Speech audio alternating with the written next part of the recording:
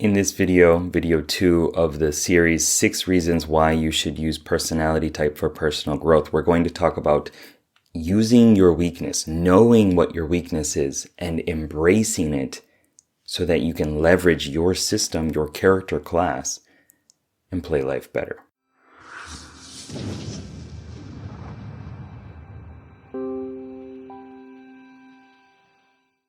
What's up, legend? It's Sherman here from Geek Psychology, helping you find your true character and level it up so you can play life better. So in the last video, I gave an introduction into why use personality type for personal growth and some of the benefits that can come from it. In this video, let's talk about your weaknesses. Without getting too much into the whole Myers-Briggs and cognitive function system and model, if you want some more of that, you can check them out in the caption thing or down below in the description. With everything, what you focus on, what you put your attention to, that cost of specialization means that you're missing out on a bunch of other stuff, right? If you're driving a car and you choose to go this way, that means that you're not going this way, you're not going that way. It means that you're focusing on this, right? By selecting the class of an empath, right, of a priest perhaps, then you're saying these are the things that I'm going to focus on in my life. And that might not be an intentional decision. This is the talent tree, and I'm choosing to go along this path, or it's automatically being chosen for me in some way. And through doing that, you create some weaknesses because you cannot and you should not do all the things all the time perfectly. You would overwhelm yourself. You would never be able to really shine and show your gift to the world if you were so focused on doing everything, all the things perfect, right? You just can't do it. It's impossible. So knowing your personality type, I'm assuming within the Myers-Briggs, you understand your personality type and hopefully a little bit of the cognitive functions. Your dominant function, your main character within you, it's got a specific way of doing things, right? If you're an ESTP, you are good at getting into your body, at juggling, multitasking physical things, at being spontaneous, about, taking life into your own hands, getting hands-on with things, right? And kinesthetic intelligence, right? That naturally means that all that mystic stuff, all that visioning and stopping and taking steps back and letting insights bubble to emerge, and slowing down and trusting maybe the abstract things that you cannot necessarily understand through your senses. That's your weakness. You might have some talent points in it, but you're not focused on that. That's not how you've developed all your skill sets. And so understanding that is an area that you don't necessarily have control over because you don't allot as much energy to it, then you're able to kind of accept that within yourself and say, okay, well, this is not necessarily my thing. So when I'm going to do this, if I'm going to do this, then I need to, give myself a pat on the shoulder, pat on the back for it and say, okay, you attempted this thing that is not natural to you, right? It's like learning a new language or something like that, right? You just haven't built up the repertoire.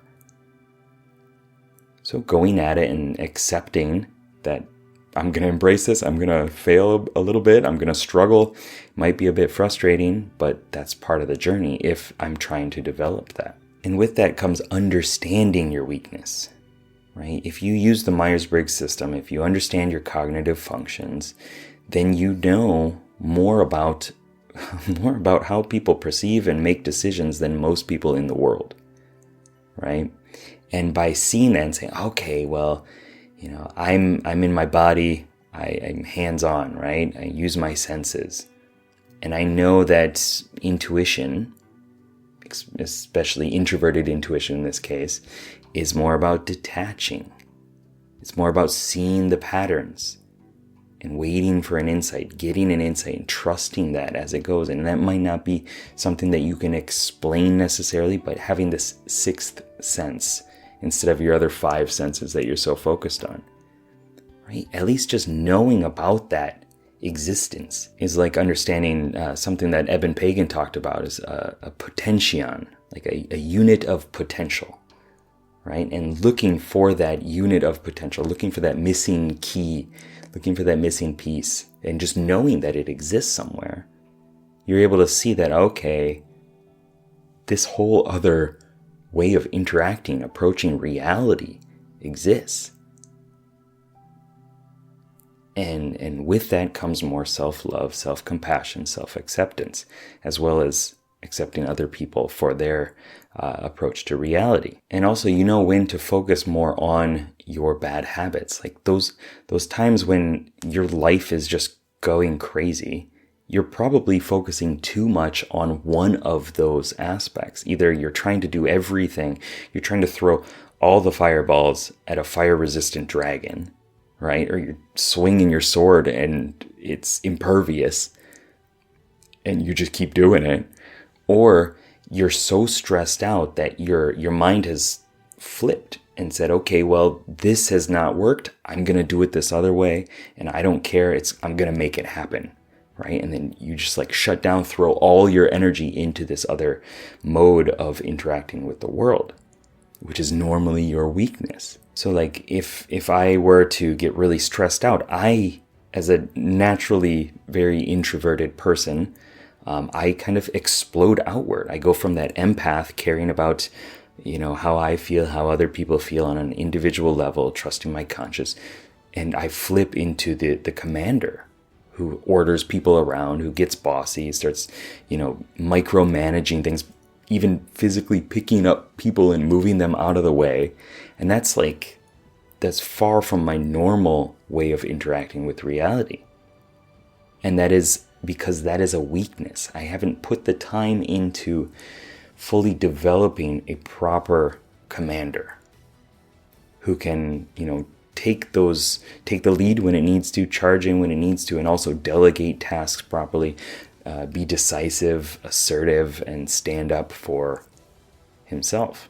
And through that, your ups and downs could be more predictable. Like, I know when I get stressed out, when I don't have enough time to listen to music or go for a walk or kind of, explore who I am, my identity, then I get stressed out.